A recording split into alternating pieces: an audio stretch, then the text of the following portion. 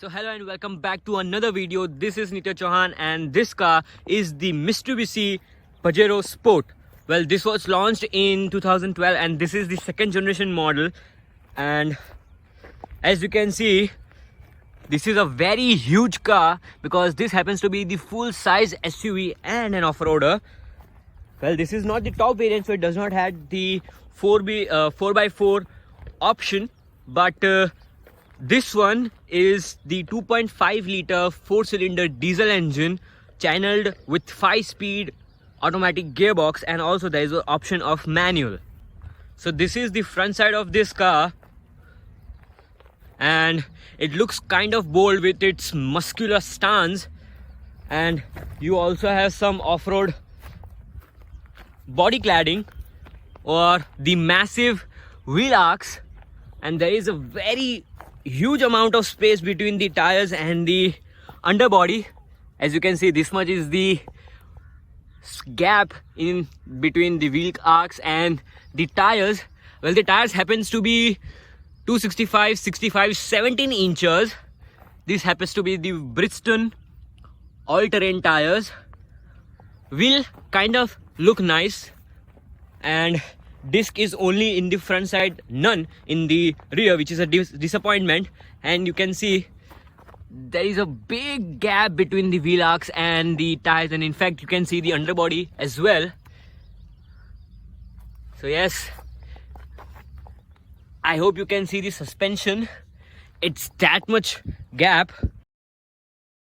There's the side step of this car, chunky but kind of nice.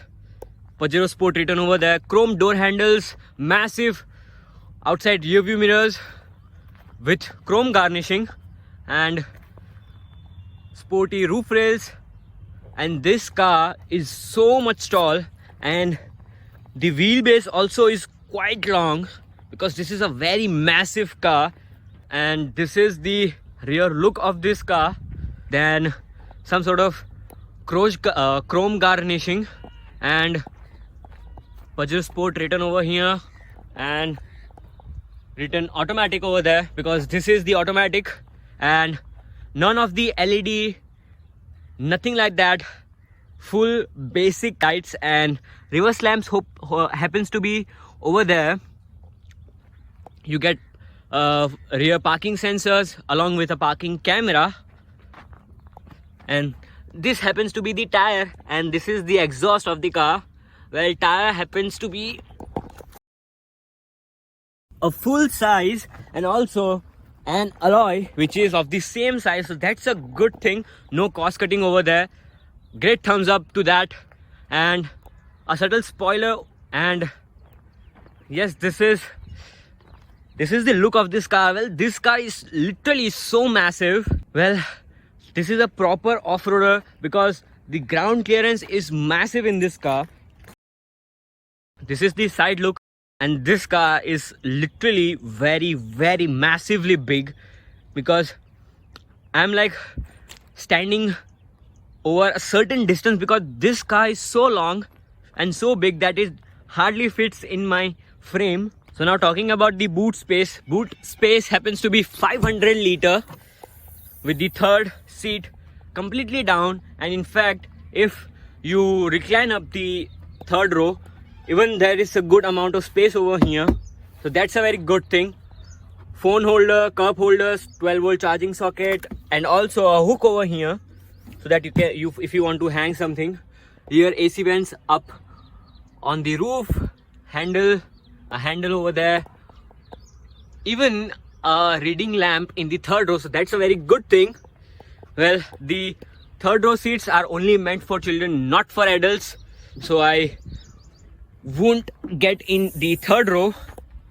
And this is the manual, the kit, toolkit. It is quite heavy because the doors are very heavy, so they close with a proper third. So now talking about the rear space. Well, this is it. It does not have that much legroom and proper side step, which really helps to get in the car because this car is so tall and it has a massive ground clearance. Well, you sit quite upright in the middle row seats because the seats are very high, obviously because of the great ground clearance. And this is the front interior of this car. No sunroof, nothing like that. Well, this car also, well, not this particular car, but the top variant has also cruise control with it, and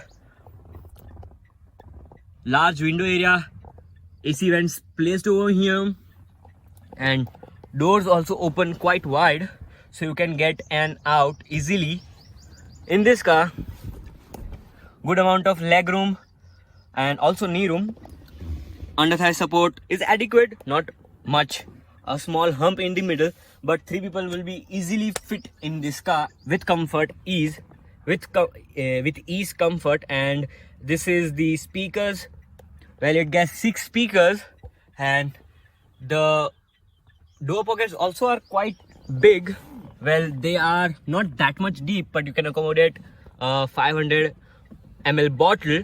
And these are the switches, some wooden interiors, and there you see the doors close with proper third. This is the hook and handle, a hook and a handle over there. Magazine holder, no scooped out seat bag, nothing like that, because this car is pretty much old. And let's just switch on the driver side. So now we are in the driver's seat. Let me just turn on the car, and this is a simple ordinary key.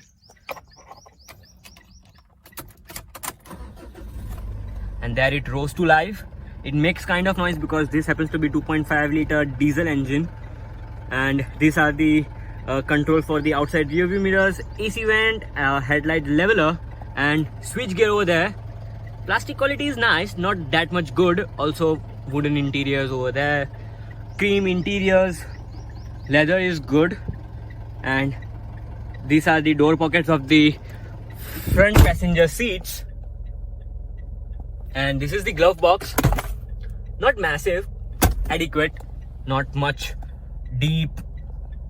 And this is the speedometer, basic total analog system, and you get small display over there which only shows odometer and twin trip meter and the gear selector. You get fuel gauge and a temperature gauge over there. And these are the AC controls. You get one zone automatic climate control, so that's a very good thing. Touchscreen infotainment system, and also I hope you can see it. But this shows mainly the average fuel consumption, outside temperature, all of that, and with a clock. So yes, this is it. This is the steering of the car. Quite big, because obviously this is a massive car, so it needs a big steering. These are the controls for the infotainment system, and you get some cubby space over here. Also the control for rear AC, 12 volt charging socket, and I don't know what this is. This happens to be maybe a front parking sensors. This is the small tray and some sort of cubby space over here, twin cup holders, and also a nice cubby hole and a deep also. So that's a very good thing, and also 2 compartments over there. So yes, this is it. Well, the headroom is quite nice because of the tallness. There is no such problem of the headroom, and you get no claustrophobic whatsoever because of the cream interiors. And this is the driver seat happens to be electrified and with 6-way function, and the co-driver does not get that because that's the manual adjustment. So yes, electric seats only for the driver, for not the co-driver. So yes, this is pretty much it, and let's now see the engine bay of this car. By this you can open it, but there is a dead pedal over there, so that's a very good thing. And steering is adjustable for only up and down, not close to our chest.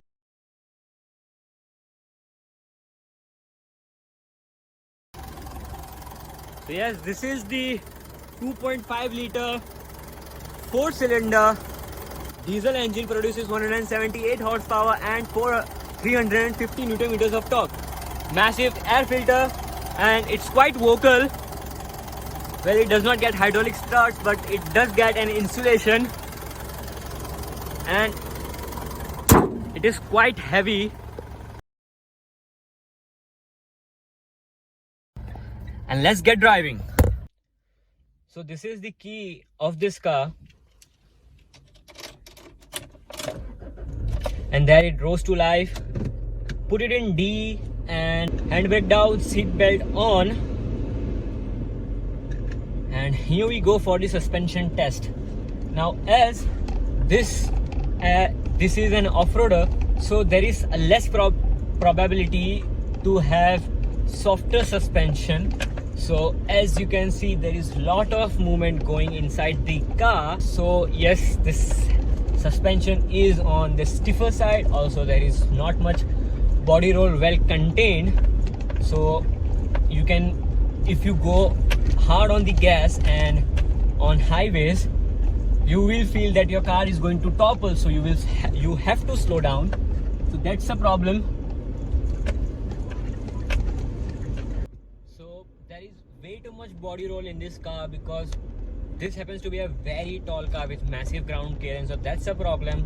You can feel that the car is going to topple anyways if you go hard on the gas on a highway and turning. So you will feel that very much body roll is there in this car. Well, however, as this happens to be a tall car, when you sit inside this car, you feel like you are driving a massive diesel truck because this is very high, and you can hear that diesel clatter every time in the cabin.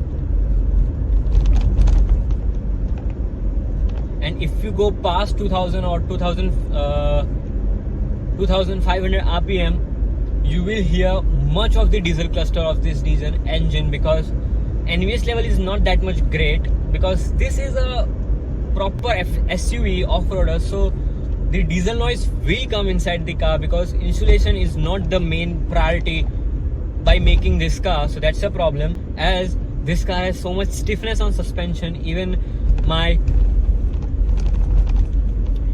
my shooting kit, it's still wobbling around, so bear with that. So now I am on highways and you can hear that diesel engine roaring. Okay, and you can feel inside the cabin because although this car runs on 65 profile, but it brings a lot of noise from outside in the cabin. So that's a problem. And although this car is massive in terms of size, and also it has very great off-road capabilities. Well, it does not get 4x4, particularly this variant, but I believe that this happens to be a front wheel drive, but still it will manage to go on off-road. So that's a very great thing about this car because this is a proper package, because long wheelbase, massive tires with all-terrain tires, and you just have so much, SUV-ness look on this car. You feel that you can go anywhere with this car, although this particular variant happens to be the front wheel drive. So that's a very good thing about this car. And as I said, the stiffer suspension makes kind of things uncomfortable because things move from left to right in this car, and you can't even go hard on turnings, or you can't do cornering in speed. So that's a problem because this is a very tall car, so you feel that it is going to topple because of the very much body roll on offer. And you sit quite upright, so that's a very good thing. And past 2500 rpm, you may hear engine noise inside the cabin, but still, anyways, the AC is cool, chills the cabin, but it takes time. So it is quite okay. It is comfortable to ride on a highway, cruising along on a particular speed. Well, this happens to be a 5-speed gearbox, so it is not that much good with the 6-speed auto. So that's a problem, but you do get the paddle shifters to take over the manual control. So that's a very good thing about this car. And this diesel engine, however, produces only 178 horsepower and 350 Nm of torque, but still gives you a good grunt on offer while driving. So yes, this is it. This is the Mitsubishi Pajero Sport, and I hope you like this video. Then please like it and subscribe to the channel to watch more videos from my side. So share this video to your car enthusiast buddy, and I am Nitya Chauhan signing off. Bye bye, take care. Keep motoring, keep self enthusiasm, and keep a smile on your face while driving. Bye bye, take care.